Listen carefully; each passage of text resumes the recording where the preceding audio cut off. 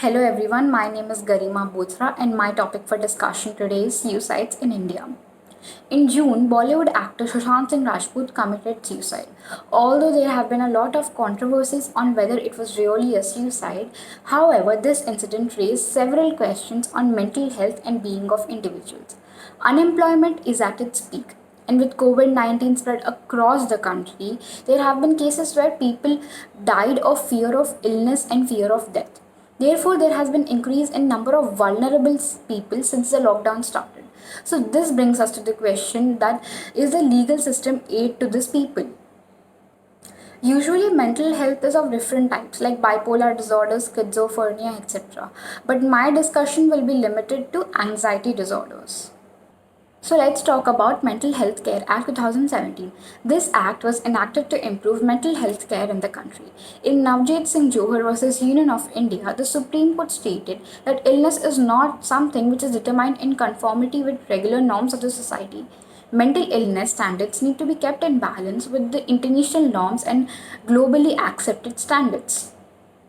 In 2014, WHO, in its mental health guidelines, stated that mental health is a state of well being in which an individual realizes his or her own abilities. He can cope with normal stress of the life, can work with productivity and fruitfully, and is able to make contribution to his or her community. Coming to suicide, it is an act of a person with an intention to cause his or her death. According to a report, there were more suicides in the ongoing lockdown period than there were in total last year. Usually, depression and anxiety are which increase the risk of the suicides. An attempt to suicide was a criminal offense in India until Mental Health Care Act was passed in 2017. It decriminalized suicides by its section 115.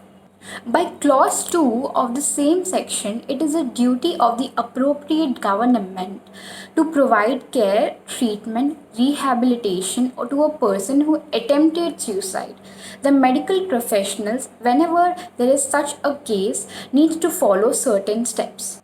First, assessment of the patient. Second, stabilize the medical condition of the patient, providing necessary treatment.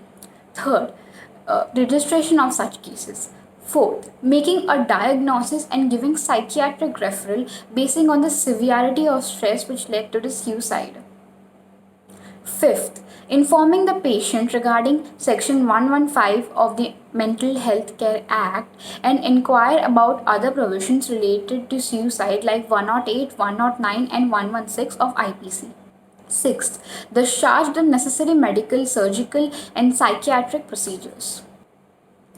When a person undergoing medical procedure at a licensed hospital but still continues to suffer, then an emergency psychiatric treatment can be initiated under Section 94 of the Act. This can last from 72 hours until the patient is successfully healthy. This section also enables the transfer and transport of that person after treatment. All people with unsuccessful suicide attempts who have a mental illness and have joined mental health care establishments are to be informed to the mental health review under the section 89 of the Mental Health Care Act. A registry is to be maintained of all people who attempted to die by suicide, as this will help in formulating future management and policy purposes. It is not a hidden fact that therapy is expensive. Most suicides are committed by farmers and students who might not be able to afford such expensive therapy. Therefore, for their rehabilitation, the costs have been borne by the government as per the MHCA Act. The Government of India in the year 2018 to 19 collected funds up to 52,000 crores for mental health care. As per the section 121 of the Act, prisoners are also subject to mental health examination. There is no awareness regarding the laws related to suicide, but the most important object to be achieved here is awareness regarding mental health. Every state needs to have a special task force dealing with this, and especially in difficult times like this. There is a need of follow-up studies to know and understand the outcome of the change in suicide rate, seeking help, psychiatric referrals, etc. Only time can tell the long-term effect of the implementation of Act. Other than this, the stigma of the society that consulting a psychologist is equal to going to a mental asylum is because of lack of awareness. Most of us don't prefer therapy thinking that it's expensive. But when most government hospitals have a psychiatry department and provide cheap and free aid. With technology being a help, psychologists also take therapy sessions online for free. There are suicide helpline numbers which can help the citizens if they are feeling low. Thank you for watching.